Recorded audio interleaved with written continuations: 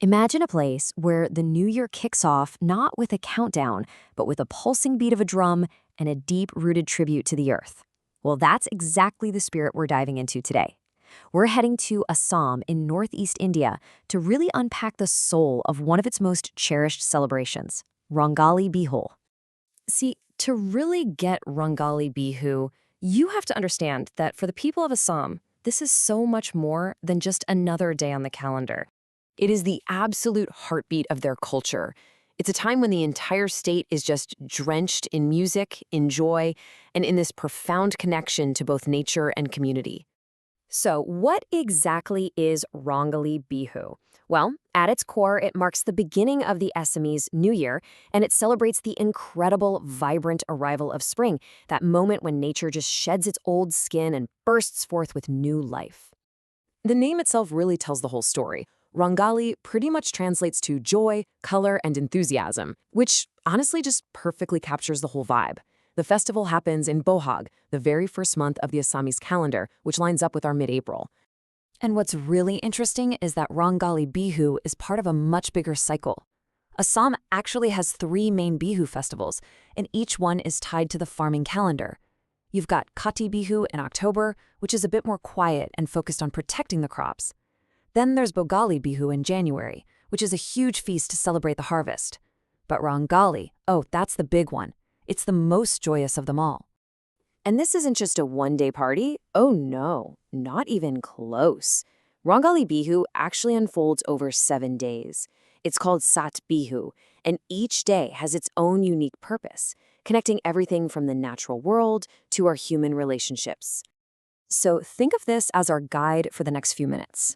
It all starts with honoring cattle, then moves to people, deities, relatives, loved ones, community fairs, and finally a farewell. It literally touches every single aspect of life. The festival kicks off with Goru Bihu, a day dedicated entirely to cattle. It's this beautiful expression of gratitude. Farmers take their cows and buffaloes down to the river to be bathed. They anoint them with this special paste of turmeric and black gram and gently tap them with medicinal leaves to keep insects away. Later, they're given brand new ropes and are brought into sheds filled with smoke from paddy husks to act as a natural mosquito repellent.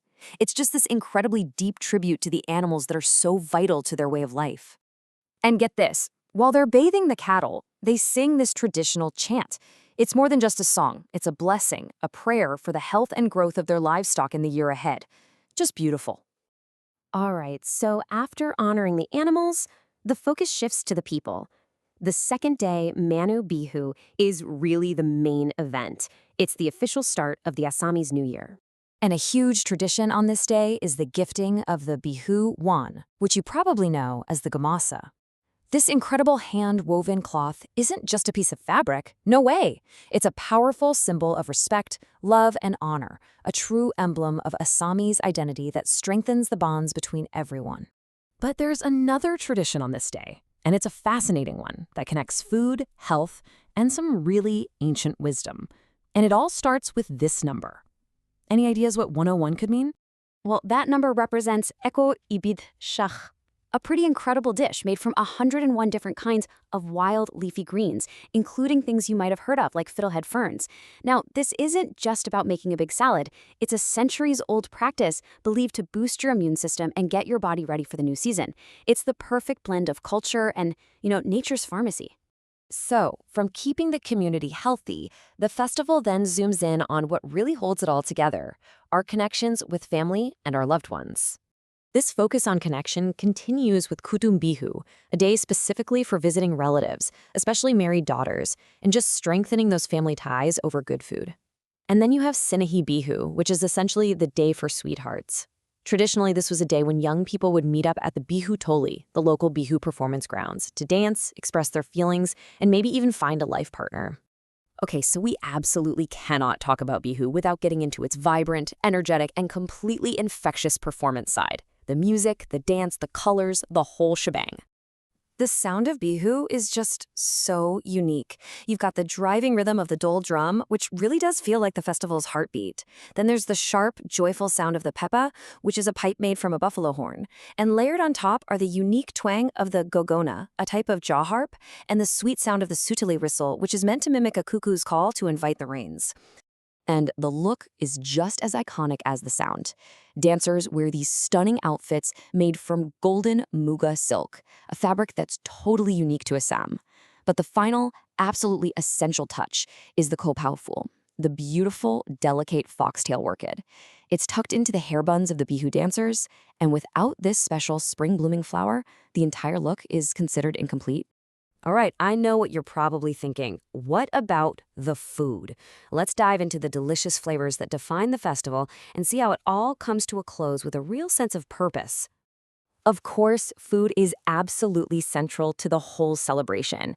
Homes are filled with the aroma of freshly made pithas. These are special rice cakes, some filled with sesame and jaggery, others fried, and lanas, which are these sweet little balls made of coconut or sesame.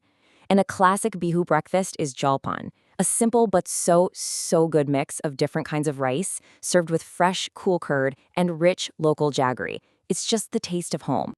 And finally, the seventh day is Chara Bihu, which is like the official farewell to the festivities. It's a day of reflection. People make a collective resolution to carry that positive spirit, that joy, and that incredible sense of community from Bihu with them for the entire year, making sure that amazing energy doesn't just fade away. And that's really the essence of Rangali Bihu. It's this beautiful, intricate tapestry that weaves together nature, farming, community, and human connection. It's a powerful reminder of the cycles of life. And it kind of makes you think, doesn't it?